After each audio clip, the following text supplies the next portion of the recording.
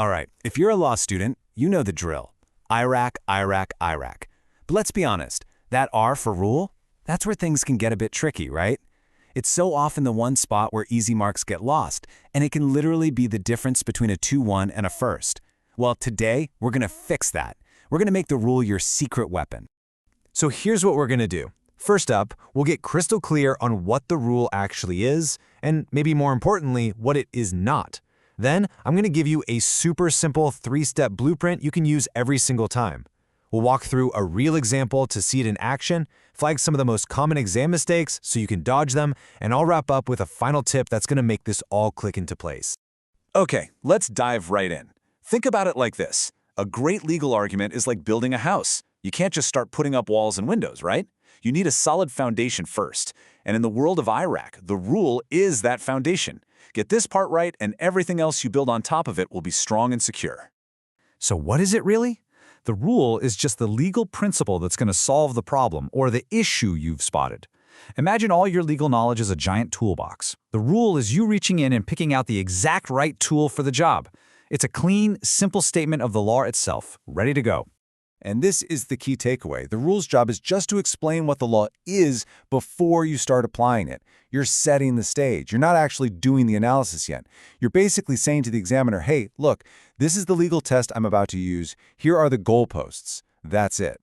And this is probably the most important thing to get right. The rule is always a general statement of the law. It has absolutely nothing to do with the specific facts of your problem question. So you're not talking about Dave and his lost cat, or Sarah's company. Not yet.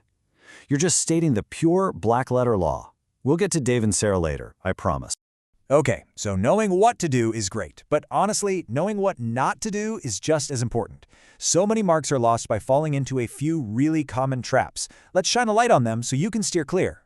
First off, and this is a big one, the rule is not a case summary. Your examiner does not need you to retell the entire story of Carlo v. Carbolic Smokeball. They already know it.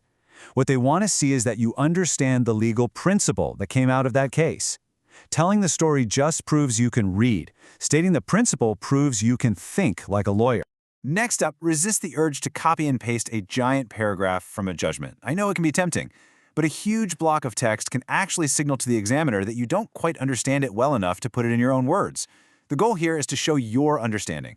A quick, punchy quote is fine, but paraphrasing is usually much, much better. And finally, I repeat, do not start applying the law in the rule section. As soon as you find yourself writing words like, in this case, or therefore, Peter's liable because, stop. That belongs in the A for application.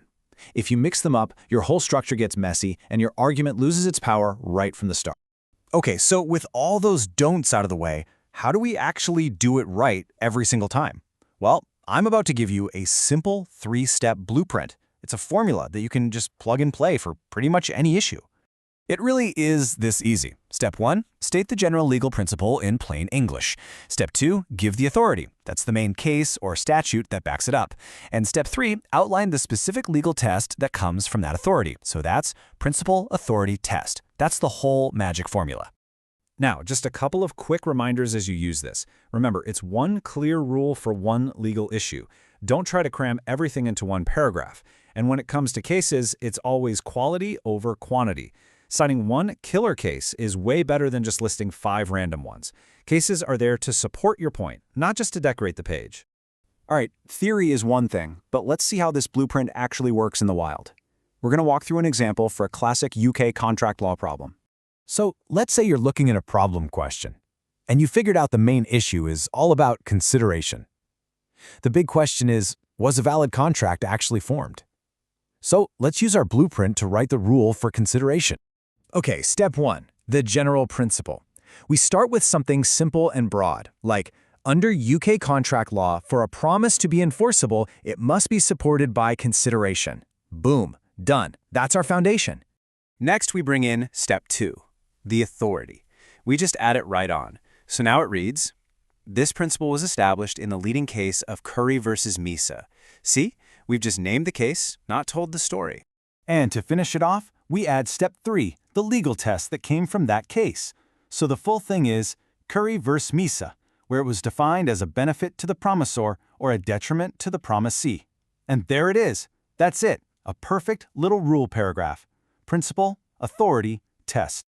So just look at what we've created. Notice how it's totally neutral? There are 0 facts from the scenario in there. No names, no situations. And the best part? It's perfectly teed up the next section, the application. The examiner knows exactly what legal test you're about to apply to the facts. All right, before we finish, let's just do a quick fire round of those common mistakes one more time. Think of this as your final checklist before you walk into that exam hall.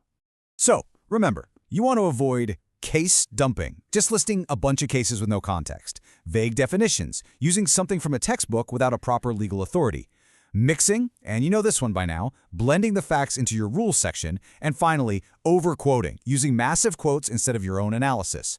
Steer clear of those and you'll be golden. Okay, I want to leave you with one last tip that really pulls all of this together. This is the key to securing those top marks. Just remember why we're doing this. A really sharp, precise rule gets you marks for accuracy right off the bat. But more than that, a clean rule makes writing your application section so much easier. It's like giving yourself a roadmap. And honestly, examiners love clear structure. When they're marking hundreds of papers, an answer that's easy to follow is a gift. It shows them you're in control, and that's what gets the big marks. So I'm going to leave you with this one thought. If your rule is clear, your analysis practically writes itself. Seriously, nail this one short paragraph, get that foundation solid, and the rest of your answer will just flow. You've got this.